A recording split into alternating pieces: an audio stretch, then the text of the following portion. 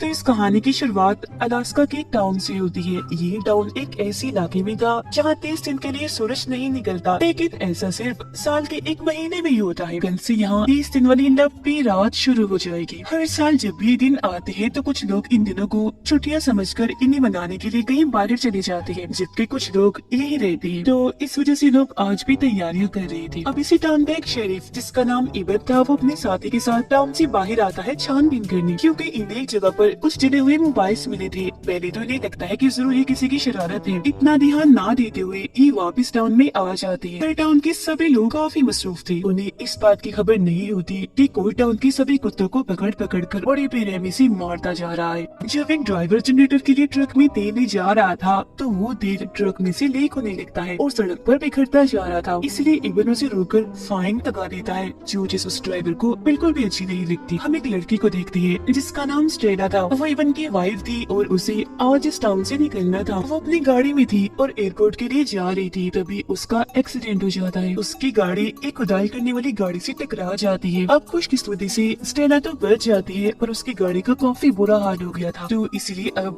वो अपने हस्बैंड इबन को कॉल करके उससे मदद मांगती है। अब उसकी मदद के लिए इबन को तो नहीं जाता पर अपने साथी को भेज देता है। उसका साथी जब स्टेला के पास पहुंचता है तो उसे लेकर एयरपोर्ट के लिए निकल जाता है। अब वो बहुत कोशिश करता है टाइम पर उसे पहुंचाने की, मगर पूरी देर हो जाती है क्योंकि आखिरी जहाज भी उड़ान भर चुका था। इस बात से स्टेला काफी परेशान हो जाती है। इबन कुत्तों वाली जगह पर छानबीन करने के लिए जाता है। कुछ उनकी हालत देखता है तो दंग रह जाता है, क्योंकि किसी ने बड़ी बेरहमी से कुत्तों को मारकर उनकी चेर फाड़ की हुई थी। आदमी बताता है कि ऐसा यहाँ पहली बार हो रहा है, क्योंकि टाउन में कोई ऐसा नहीं है जो कुत्तों से इतनी नफरत करता हो। इबन की दादी बताती है कि खुदाई कंपनी वालों की कॉल आई थी। उनकी रिपोर्ट है कोई मसला उन्हें पेश आ रहा है। ये सुनकर इबन वहाँ जाता है। पायलट उसे बताता है कि मेरा हेलीकॉप्टर पिछले काफी टाइम से गिराज में ही खड़ा था, पर आज किसी ने उसके पुर्जे काफी बुरी तरह से तोड़ दिए। उड़ने के लायक नहीं छोड़ा उसे। समझ नहीं आ रही कि ऐसा किसने किया। इसी टाउन के करीब कोई अनजान समुद्री जहाज आता है, जिसके बाद हम एक अजनबी को देखते हैं जो इस टाउन में आया था। वो एक बार भी बैठा शराब मांग रहा होता है, पर वहाँ काम करने वाली औरत उसे ये कहते हुए मना कर देती है कि सर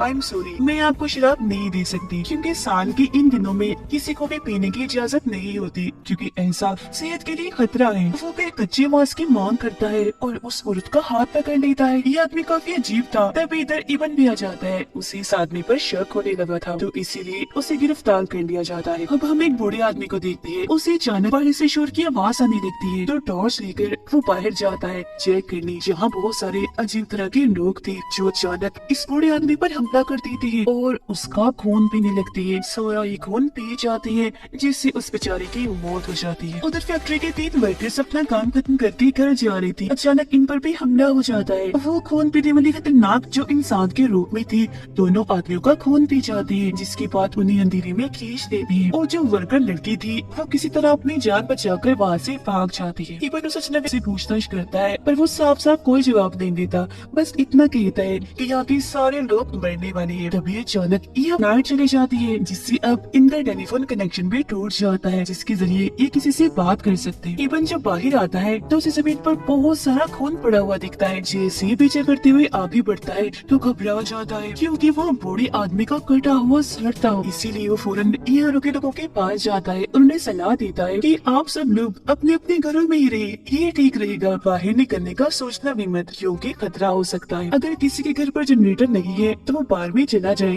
वहाँ रहे, क्योंकि वहाँ जनरेटर मौजूद है। पुलिस स्टेशन में वो लोग वक्त गुजारने के लिए गेम खेल रहे थे, जबकि अजनबी उन्हें डराने की कोशिश करता है। इबन के भाई को इस वजह से गुस्सा आ गया था, तो वो प्लास्टिक की छोटी सी चीज उठाकर उसकी तरफ फेंककर मारता है। ये देख अजनबी बोलता है, अरे लड़के ये क्या किया तुमने? वैसे तुमने अच्छा किया, इस प्लास्टिक की मदद से मैं जेल को तोड़ दूंगा। ये सुनकर ना समझी की वजह से इबन का भाई भागता है ताकि प्लास्टिक का टुकड़ा उठा सके, पर वो अजनबी उसे गले से पकड़ लेता है। ये देखकर स्टेला गन उठा लेती है और उसे धमकाने लगती है कि छोड़ दो इसे, पर वो नहीं सुनता। इतनी देर में इबन खुद यहाँ आ गया था। वो अजनबी के कंधे पर गोली मारता है, फिर हथकड़ी की मदद से उसे सलाखों के साथ बांध देता है। अब ये आदमी अजीबोगरीब बातें कर रहा था। कहता है कि तुम सब मरने वाले हो, क्योंकि वो यहाँ आ गई है। मौत का खेल शुरू होने वाला है। बहुत खून खराबा उनका। अब टाउन में तो पहले ही डर का माहौल फैला हुआ था, क्योंकि यहाँ पर वो खून पीने वाली राक्षस आ गई थी, जिन्हें वैम्पायर्स कहा जाता है।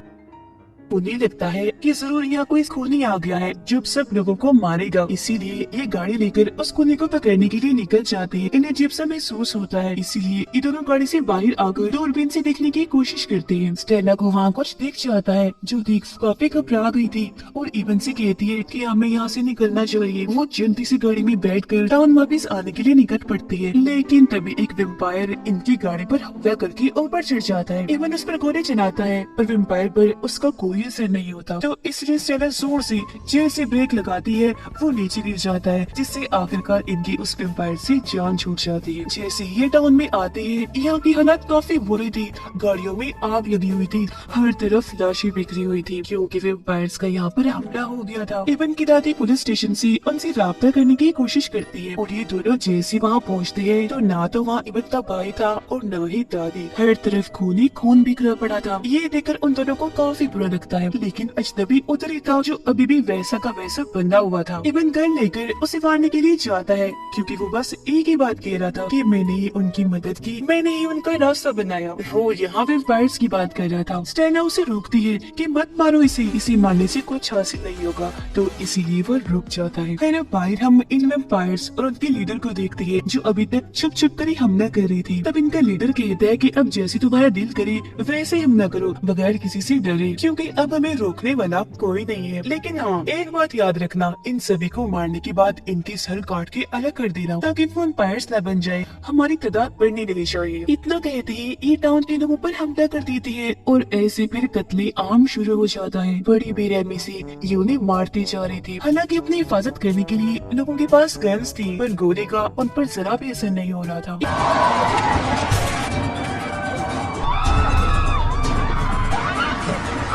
इबन और स्टेला बार के अंदर आ जाती है जहाँ उन्हें इबन का भाई सही सलामत मिलता है। दोनों भाई एक दूसरे से मिलकर काफी खुश थे। वर्कर लड़की बताती है कि मेरे पड़ोसी के घर के पास ही एक छोटा सा केबिन है, हमें वहाँ चलना चाहिए क्योंकि वो हमारे लिए एकदम महफूज है, यहाँ से दूर भी नहीं है। तब इबन कहते हैं मगर हम बगैर प्लान के ऐसे भी तो यहाँ से नहीं निकल सकती ना। ऐसा करती है, मैं और स्टेला उन वेम्पायर्स का ध्यान भटकाएंगे, तब तक तुम्हें एक मौका मिल जाएगा, तुम लोग यहाँ से भाग जाना। प्लान के मुताबिक इबन और स्टेला गाड़ी लेकर निकल जाते हैं, पर वो वेम्पायर्स काफी चालाक थी, फौरन इनके पास आ जाती है हमला करने के लिए। वो इतनी ताकतवर थी कि सिर्फ अपने हाथों से ही गाड़ी उठा देती है। वो फिर अंदर घुसकर इन्हें मारने की भी कोशिश करती है, जिनसे बड़ी मुश्किल से ये बच रही थी। स्टेला उनमें से सिर्फ एक को ही मारने में कामयाब होती है, जब वो गोली से उसका सर उड़ा देती है। वो पूरी तरह फंस गई थी, जहाँ तभी इनकी मदद करने के लिए ड्राइवर आ जाता है। उसके पास काफी बड़ी गाड़ी थी, जिसे आकर वो वेम्पायर से टकरा देता है, जिससे बहुत सारे वेम्पायर्स उसके नीचे आकर कुछ नहीं चाहते हैं। ड्राइवर इन्हें गाड़ी में बैठाकर जान बचा लेता है, जिसके बाद बचे हुए सारे लोग उस केबिन में आ जाते हैं, जिसके बारे में लड़की ने बताया था। ये लोग प्लान बनाते हैं कि खाने का इंतजाम कैसे करना है और बारी बारी हर एक इंसान में पहरा देना है। वेम्पायर्स का लीडर और उसके साथी पुलिस स्टेशन में उस अजनबी के पास जाते हैं। असल में उसने इन वेम्पायर से ये सौदा किया था कि अगर मैं तुम्हारी मदद करूंगा तो तुम मुझे भी वेम्पायर्स बना दोगे, जिसके बाद मैं भी अमर बन जाऊंगा, जिससे फिर मेरी मौत कभी भी नहीं होगी। अब शुरुआत से जो सब उल्टा उल्टा हो रहा था, इन्हीं कुत्तों की मौत और लाइट का कनेक्शन कट जाना, ये सारा काम इस अजनबी का ही था ताकि वेम्पायर्स इस टाउन में घुस जाए। अब उसने तो अपना काम कर दिया था और वेम्पायर्स ने उसे इनाम देने की बजाय धोखा दिया, यानी इसी वेम्पायर्स नहीं बनाया बल्कि वो इसी पे मार डालते हैं और इसका भी खून पी जाते हैं। फिर वक्त गुजरता है और हमें 6 दिन के बाद की कहानी दिखाई जाती है। ये वेम्पायर्स हर देर हर इमारत में इंसानों को ढूंढते और उनका खून भी जाया करती थी। ऐसे ही सिलसिला चल रहा था। सिर्फ चंद लोग ही ऐसे थे जो बचे हुए थे, जो वो सारे लोग थे जो केबिन में छुपे हुए थे। इनमें से जो पायलट के डैड थे,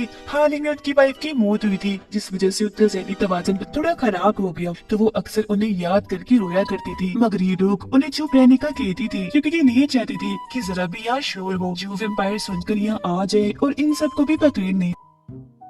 फिर अब इन लोगों को बाहर से शोर की आवाज आने लगती है। स्टेला जब देखती है तो वहाँ वेम्पायर ही थे जो आसपास के घरों की तलाशी ले रहे थे। इन हालात को देखते हुए अक्सर का कहना था कि हमें ये जगह छोड़कर कहीं और जाकर चुप जाना चाहिए, पर इबिन उसको समझाता है कि हम ऐसे यहाँ से नहीं निकल सकते, जब तूफान आएगा तब हमें मौका मिलेगा। अब एक लड़की जो अकेली थी वो घबराते हुए बाहर आती है, काफी डरी हुई थी, जोर जोर से मदद के लिए चिल्लाने लगती है। उसकी आवाजें केबिन में छुपे सब लोगों ने भी सुन ली थी। इबिन देखता है कि बहुत सारे वेम्पायर्स उसे मारने के लिए आगे बढ़ रहे हैं। इसलिए इबन और एक आदमी लड़की को बचाने के लिए बाहर आते हैं, पर काफी देर हो गई थी क्योंकि वेम्पायर्स ने चारों तरफ से उसे घेर लिया था। मारकर वो उसका भी खून पी जाते हैं। सिर्फ ये नहीं बल्कि वो आदमी जो इबन के साथ बाहर आया था उसे भी एक वेम्पायर ने काट लिया था, जिससे अब वो भी वेम्पायर बच जाता है और इबन पर हमला कर देता है। अब अपनी जान बचाने के लिए ना चाहते हुए भी उसे उस आदमी को मारना ही पड़ता है। इबन काफी बौखलाया हुआ था, उसे दमे का भी मसला था। जब तक वो केबिन तक लौटता है उस पर दमे का अटैक हो जाता है, इसलिए वो वही गिर गया था। पर स्टेला उसकी काफी मदद करती है। वेम्पायर्स का लीडर जब इबन के साथी की लाश के पास आता है तो उसे देखकर हैरान रह गया था, क्योंकि उसे समझ लग गई थी कि अभी भी कुछ इंसान है जो बचे हुए हैं और हमसे जान बचाकर छुपे हुए हैं। उधर केबिन में पहरा देने की बारी स्टेला की थी, पर उसकी आंख लग जाती है, इसीलिए वो सो गई थी। अब यहाँ अच्छा मौका समझकर पायलट के डैड वहाँ से जाने की कोशिश करते हैं, पर उनके बेटे इन्हें पायलट ने उन्हें देख लिया था। तब तक स्टेला की भी आंख खुल गई थी। वो दोनों उन्हें बहुत रोकते हैं, काफी समझाने की कोशिश करते हैं। जब वो मान तो जाते हैं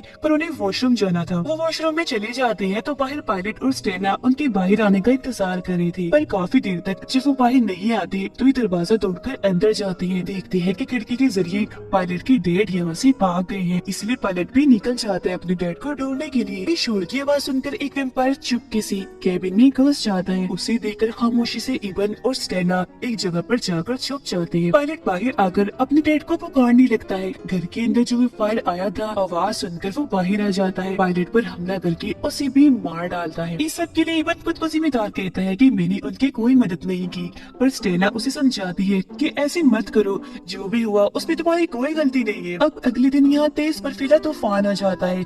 बाहर इन्हें कोई वेम्पायर नहीं दिखता तो ये लोग बाहर आकर कहीं और जाने लगते हैं, क्योंकि अब इनके पास भी राशन खत्म हो रहा था। इनका प्लान था कि सबसे पहले तो हम सुपर मार्केट जाएंगे, जहाँ से खाने का बहुत सारा सामान लेंगे और फिर उसके बाद खुदाई कंपनी में चले जाएंगे, क्योंकि बाकी अंधेरों के दिन ये वहीं गुजारने वाले थे। अब ये लोग जैसे तैसे सुपर मार्केट पहुँच तो जाते हैं, जहाँ ढेर सारा खाने का सामान भी था। एक वेम्पायर बच्ची इन पर हमला कर देती है। तभी लोग उसे रोककर मार देते हैं। उसे इबन के भाई ने मारा था, जिसके बाद वो दुखी हो जाता है क्योंकि वो ऐसा करना नहीं चाह रहा था, पर करना जरूरी था। अब खाना तो ये ले लेते हैं, पर मुसीबत अब ये बाहर नहीं जा सकते थे क्योंकि तूफान थम चुका था। इन्हें अब इंतजार करना था दोबारा तूफान के आने का या फिर ये अंधेरे वाले दिन खत्म होने का। फिर अब इन्हें यहाँ ऐसे ही 18 दिन गुजर जाते हैं, लेकिन यहाँ रहना किसी खतरे से खाली नहीं था, क्योंकि वेम्पायर्स हर इमारत को चेक कर रही थी। ये लोग पुलिस स्टेशन जाने का प्लान बनाते हैं, पर इस बार भी इन्हें उनका ध्यान भटकाना था। अब इबन सबको बताता है कि वेम्पायर सूरज की रोशनी में नहीं आते और मेरी दादी यूवी लाइट इन्हें अल्ट्रावायलेट की रोशनी में पौधे उगाया करती थी, जो दरअसल सूरज की शुआएं ही होती है। तो अगर मैं इन्हें उस घर तक ले जाऊँ जहाँ यूवी लाइट है तो मैं इन्हें खत्म कर सकता हूँ। फिर अब प्लान के मुताबिक इबन वेम्पायर्स का ध्यान भटकाता है और ये सारे लोग पुलिस स्टेशन की तरफ भागने लगते हैं। फिर यूवी लाइट से वेम्पायर लड़की को मार गिराता है जो लीडर की साथी थी, पर वो वेम्पायर्स काफी चालाक थे। वो उस कनेक्शन को ही काट देते हैं जिससे यूवी लाइट चल रही थी।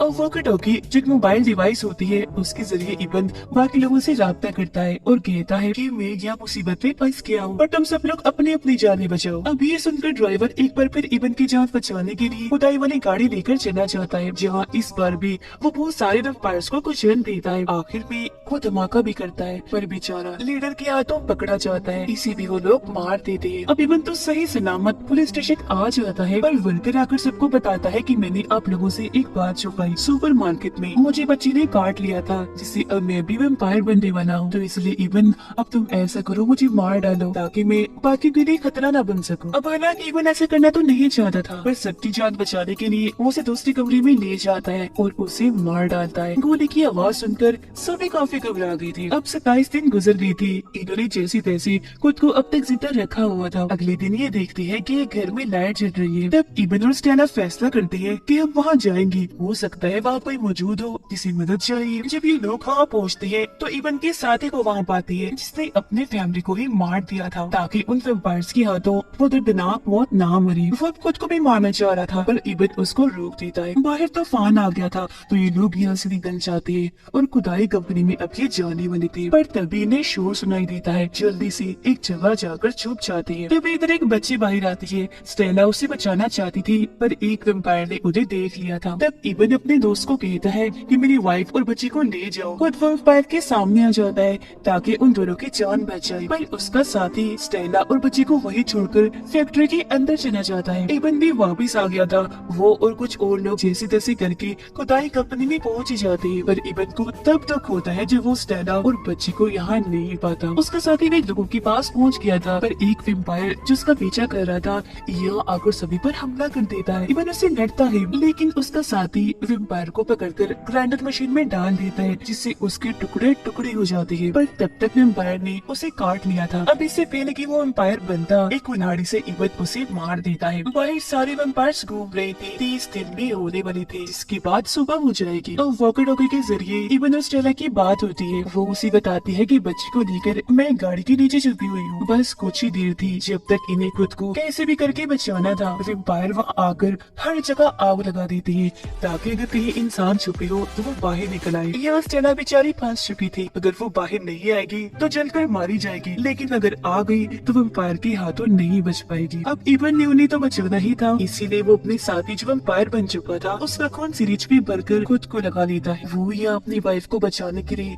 अपनी जिंदगी कुर्बान करने जा रहा था। अपनी भाई को अलविदा कहता है और स्टेला को बचाने के लिए बाहर निकल आता है। वो यहाँ सिर्फ वैम्पायर के लीडर को लड़ने के लिए चैलेंज करता है। वो जिनसे आगे आता है इबन उसे पूरी तरह मारने लगता है। वो उठा कर उसे पटक रहा था हर जगह, क्योंकि वो नहीं जानते थे कि इबन भी अब एक वैम्पायर बन चुका है, जिसके अंदर इतनी शक्ति आ जाती है कि अब एक ही बार में वो वैम्पायर के लीडर को ही खत्म कर देता है। सूरज निकलने ही वाला था, इसलिए बाकी बचे वैम्पायर्स भाग जाते हैं। अब यह स्टेला और बच्चे को भी बचा लिया जाता है। अब इबन और स्टेला ने वादा किया था कि वो उगता हुआ सूरज एक साथ देखेंगे, इसीलिए एक जगह पर बैठकर सूरज को निकलते हुए देख रहे थे। जैसे सूरज निकलता है इबन राख बन जाता है। स्टेला उसे गले लगाकर रोने लगती है। वो भी बेचारा राख बनकर उड़ जाता है। और ये सीन काफी दुखी था, क्योंकि स्टेला बहुत रो रही थी अपने हस्बैंड को खो। जो लोग इंटरटेनमेंट नहीं चाहते उनका यहाँ कोई काम नहीं, और जो लोग इंटरटेनमेंट चाहते हैं वो सब्सक्राइब कर लें।